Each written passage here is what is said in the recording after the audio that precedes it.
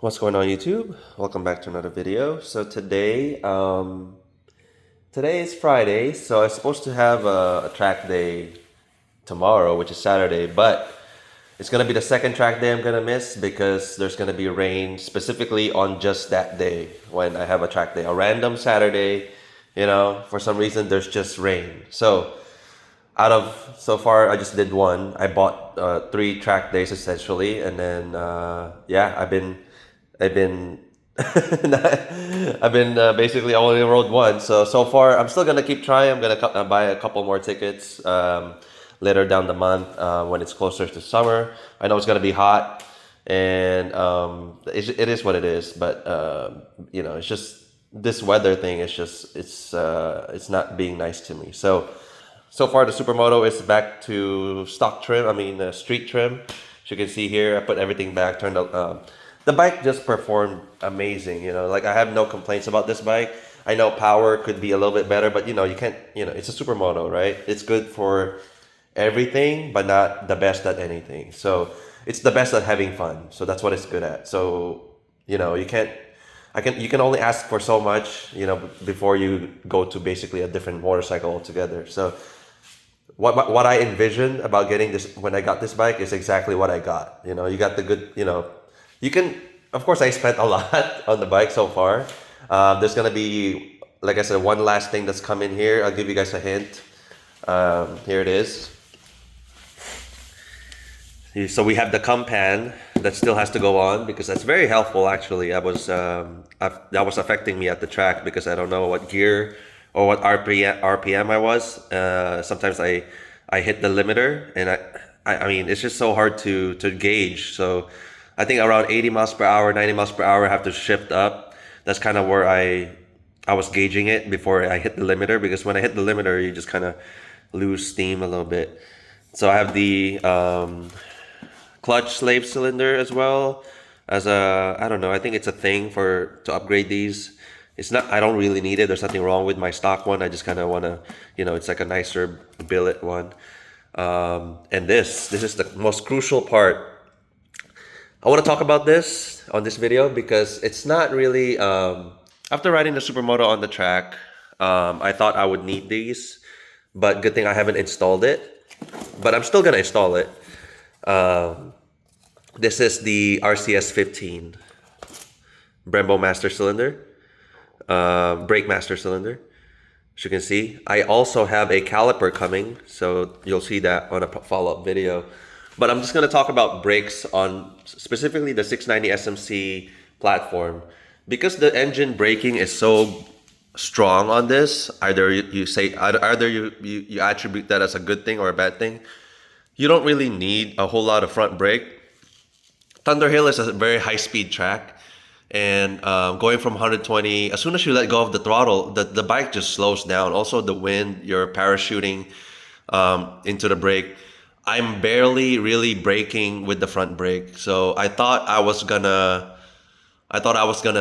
need a whole lot of brakes, but really, I think I'm putting this on despite that, out of just the feel of the brake. So it is kind of soft right now, mushy. I want that off and on kind of feel, but more that's basically is more like psychological more than it's not. I mean, it's gonna be better. It's just that it's not. I mean, the price to install this and buy it, it's not. It's not gonna be like a world of difference, because you are engine braking on this thing. It's a thumper. As soon as you let go of the throttle, I slow down immediately. So learning to ride the engine that way on the track was kind of like, wow, like it gave me like like it just kind of like a light bulb. Like a light bulb like pop up in my head. Like I don't really need the brakes to be upgraded, but it's more of a, right now it's really more of a bling factor, because it's gonna be monoblock caliper, and it's gonna be the RCS 15. It's just gonna be a bling factor, really. I just kind of want to put that out there. You might disagree, but that's my personal opinion on after taking this on a track and a lot of laps with the current setup. It did really well right now. I could stop like right now. I could just use it like this, racing, like a race brake fluid on the front, and some nicer pads, like a more racier brake pads on this. So this one is the setup is two. It's like two separate pads. The monoblock will be one pad, so one pad on each side. This one is like four pads essentially, one, two, three, four. So I don't know if that makes a difference, but the monoblock is just really it's a bling factor. So like they say it doesn't flex as much. It's more clamping power on the monoblock.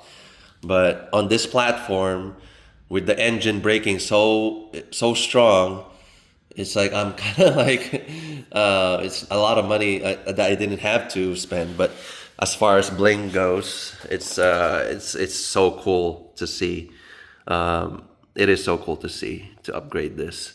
So it comes with this thing too, which I'm worried about because it's gonna actually stick out right here. It's gonna be like sitting like that. Maybe not as sleek looking. Maybe it look like that.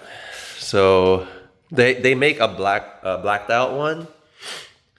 I could change that down the line, but it's gonna look like that right now with the fluid showing. But I can put like a reservoir sock into it, like a KTM one, just to kind of bling it out. But basically, that's how it's gonna sit, like that. So it's kind of in the way, in the wind. So might have to put a sock on that for sure. But since I'm in here, I'm just gonna show you guys what's going on. I don't have another track day set up right now at the moment, so back to street trim. Ride report, amazing motorcycle. If you don't have to mod it all the way like I did, it's great out of the box. I would say at the bare minimum is change your suspension setup, or at least dial it down to your riding. So just work on the suspension first, more than anything, more than the power mods. Just work on the suspension, and then second, power mods, and then third is brakes if you actually really need it, but you really don't. Fluid pads is good enough. I was even thinking about wheels when I was talking to you guys at the track. I was saying maybe the wheels, but like that's also a bling factor. Right now, this spoke stuff is good. Drive line is fine too. I don't have anything else to maybe change the sprocket. If you want more top end, maybe change your gearing. But I want this to be just to stay stock because I want it to be good at everything. Street riding, everything. I want. It's good. I think that's 1642 or something like that. It's good. It's good for everything. There's also a smaller track at Thunderhill West. I have to try it on that and see how it does on a smaller track. So not a lot of high speeds like I was doing at the East, but I was keeping up just fine on a novice pace with this bike. So I'm not like the slowest guy there. Even with this, I was keeping up with 1,600s. It boils down to just rider skill now. Like if I can just push myself even harder, I could get better times. It's just me now. The bike, I haven't maxed out the bike. Surprisingly, I haven't maxed out what I could do with it. Maybe I can shave off 5 seconds. Maybe I think I could if I'm maxed out on all the turns, on all the corners. If I'm maxed out, because I know I'm not maxed out. So that was my first time riding this bike. So the next time around, I know what I have to work on. That's like the nice thing about this bike is like I'm worried less about how powerful it is, but more on I'm just thinking about like, oh, how can I fine tune my skills now? Oh, I have to do this now. Like my focus is shifted to, oh, I don't want to drop this $40,000 V4R, $20,000 Super Duke. I'm not worried about anything like that. I'm not worried about the power. I'm just worried about the fundamentals essentially.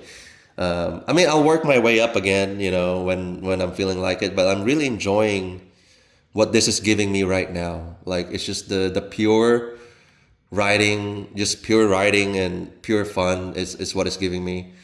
I really like, I'm gonna move on to other bikes eventually, like I always do, but I think this is something that I should just keep. This bike just has to stay. Whatever I do, I should not sell this one. So Yeah, I think that's some food for thought for people that are having a 690 or have a 690 that are looking to upgrade them or do something with them.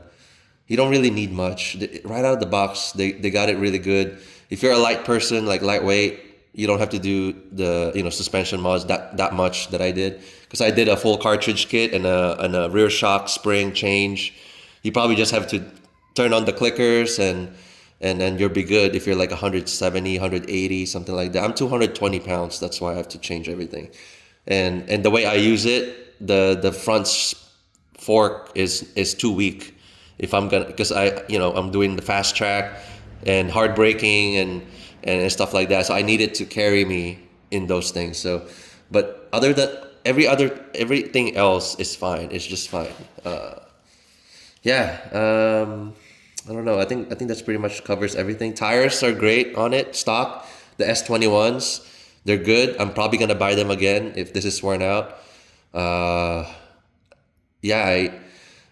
Another bling factor I'm trying to think about is getting the Tecmo full exhaust system, because it just looks kind of better aesthetically, but you really don't need it. Yeah, this Arrow full system is just fine too. So yeah, nothing else to report. 690 SMC is the best supermoto out there. I can't. I know there's the Ducati thing now, but I know I love Ducatis too. But like the true supermoto, I think the 690 is the last true supermoto. Maybe the 698 too. The Ducatis probably is their take on supermoto, which is arguably could be a supermoto too, but. The single cylinder thumper KTM is just, yeah, I love this bike. All right, if this gives you guys some input and some knowledge, and yeah, thank you guys for watching, and give it a thumbs up, like, subscribe, share, all that stuff. And yeah, see you guys next time. Thank you guys for watching.